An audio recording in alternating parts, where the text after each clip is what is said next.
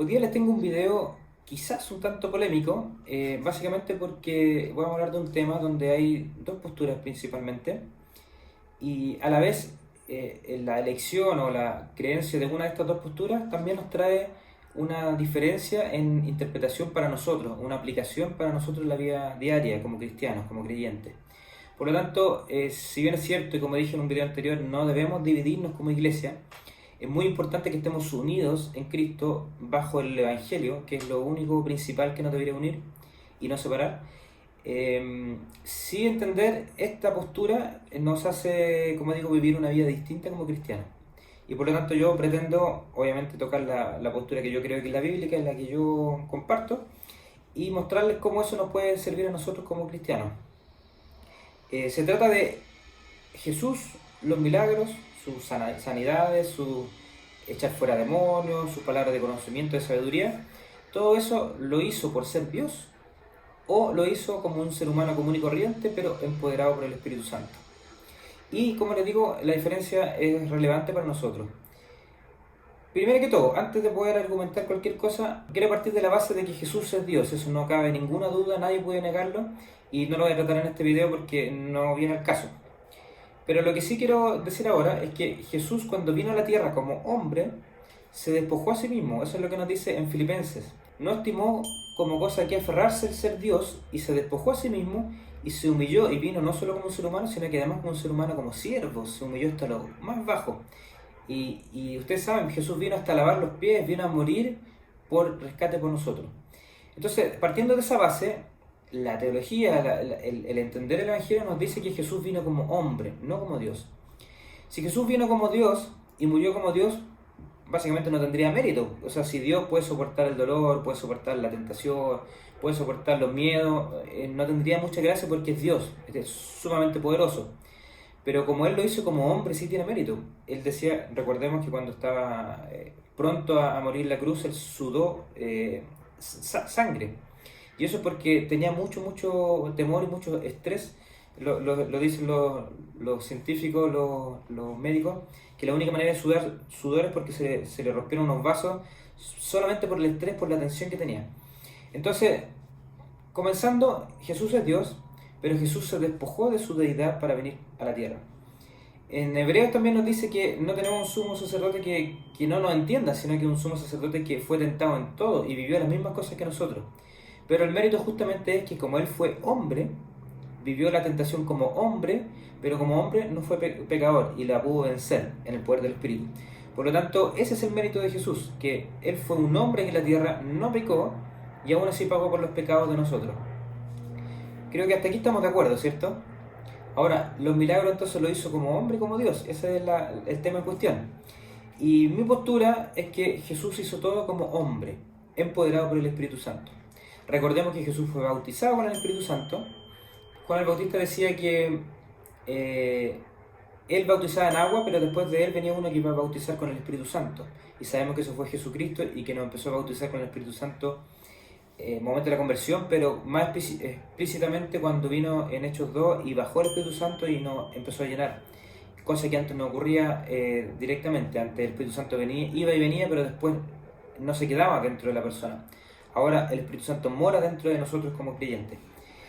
Entonces Jesús fue bautizado con el Espíritu Santo y leemos algo sorprendente en Hechos 10, esto lo voy a leer aquí textual, en Hechos 10, 36 al 38.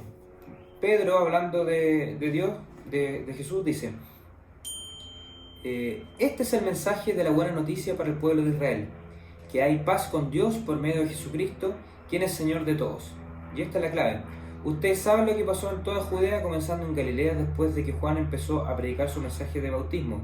Y saben que Dios ungió a Jesús de Nazaret con el Espíritu Santo y con poder. Después Jesús anduvo haciendo el bien y sanando a todos los que eran oprimidos por el diablo, porque Dios estaba con él. No porque Él era Dios, efectivamente era Dios, pero Él estaba sanando y haciendo todos los milagros y todas las buenas obras, porque Dios estaba con Él, porque había sido ungido por el Espíritu Santo y Dios estaba con Él. Los poderes que tenía Jesús, de poder sanar enfermos, de poder tener conocimiento, de poder echar fuera demonios y tener autoridad para echar fuera demonios, era porque Dios estaba con Él. Incluso hace poquito estaba leyendo un pasaje en Mateo, no recuerdo la cita, lo voy a poner aquí, que Jesús sanó a un enfermo, a un paralítico creo, y le perdonó sus pecados y lo sanó. Y la gente después dice, quedó maravillada de que Dios le diera tal autoridad y poder a un ser humano. Y ahí enfatiza que Jesús es un ser humano. Y está maravillado porque haya tenido esa autoridad y poder de parte de Dios. Dios le dio ese poder. Y acá lo reitera Pedro. O sea, Jesús hizo esas sanidades y estuvo haciendo las buenas obras porque Dios estaba con él, por su poder era del Espíritu Santo. Y también en Hechos 2, perdón, en Hechos 1, en Efesios 1, Pablo dice, yo oro por ustedes para que ustedes se den cuenta de del gran poder que tienen ustedes, que fue el mismo poder que levantó a Jesús de los muertos y lo llevó a la diestra del Padre, ese poder que sabemos que es el Espíritu Santo, ese mismo poder tienen ustedes. Oro para que ustedes se den cuenta de eso. Entonces, ya a modo de cierre, pero llegar un poco a la aplicación, ¿cuál pudiera ser el problema de esta interpretación? El problema pudiera ser de que si él fue empoderado por el Espíritu Santo y pudo hacer las obras en el Espíritu Santo y pudo tener palabras de conocimiento, por ejemplo, de saber lo que pensaban algunos fariseos de él y increparlos, pudo saber, por ejemplo, qué es lo que le pasaba a la mujer samaritana en el pozo, saber que había tenido esposos y que ahora no estaba con esposos, todo eso lo supo por el Espíritu Santo, con dones de conocimiento, don de sanidad, con profecía, etcétera. Todo eso lo tuvo por el Espíritu Santo. Y ese mismo Espíritu Santo lo tenemos ahora nosotros. Recordemos que Pedro en Hechos 2 también dice de que este es el cumplimiento de la profecía de Joel y que nosotros vamos a profetizar, vamos a tener sueños, vamos a tener ciertas cosas. Y esa es parte de la profecía y es parte del cumplimiento que está ahora. Nosotros tenemos el Espíritu Santo dentro de nosotros, morando en nosotros y empoderándonos con distintos dones espirituales para edificar la iglesia y para alcanzar a los perdidos. Y esa es la diferencia, que hay personas que piensan que nosotros ya no podemos tener esos dones espirituales, pero yo no voy a comentar al respecto de eso ahora, en otro video quizás, pero si vamos solo a la escritura no hay ningún pasaje que diga que eso ya cesó y que ya no va a ser nunca más. Insisto, para otro video quizás, pero yo soy de la idea de que los dones espirituales están vigentes, el Espíritu Santo de Dios nos empodera con ciertos dones, cuando Él quiere, nos hace para que podamos vivir en el Espíritu Santo, edificando la iglesia y alcanzando a los perdidos.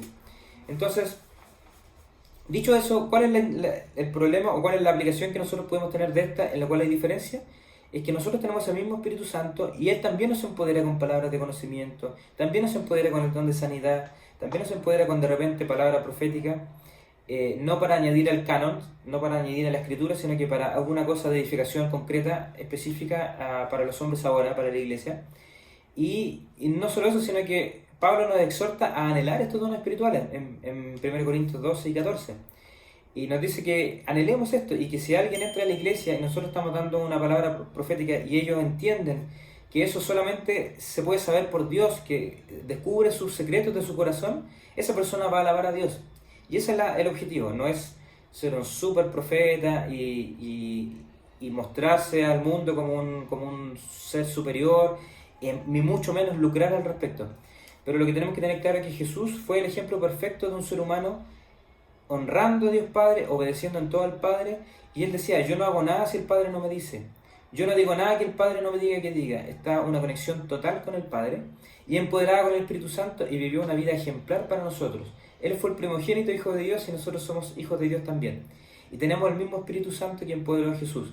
Entonces nuestra misión es imitar a Jesús en nuestra cercanía, en nuestra relación íntima y personal con Dios Padre, y con esa relación con Dios Padre, empoderados con el Espíritu Santo, hacer las buenas obras que Jesús nos mandó que hiciéramos. Que vayamos con el mundo con compasión, con amor, con perdón y gracia, alcanzando a los perdidos, y Dios nos va a dar estas palabras de conocimiento, esta profecía eventualmente, dones de sanidad, para que por medio de esos dones podamos edificar a la iglesia, alcanzar a los perdidos para la iglesia y para la gloria de Dios Padre. Eso, si tienen comentarios, si tienen cualquier duda, pónganlo en la cajita acá de comentarios, hagan like, compartan y cualquier cosa estamos para servir. Un abrazo.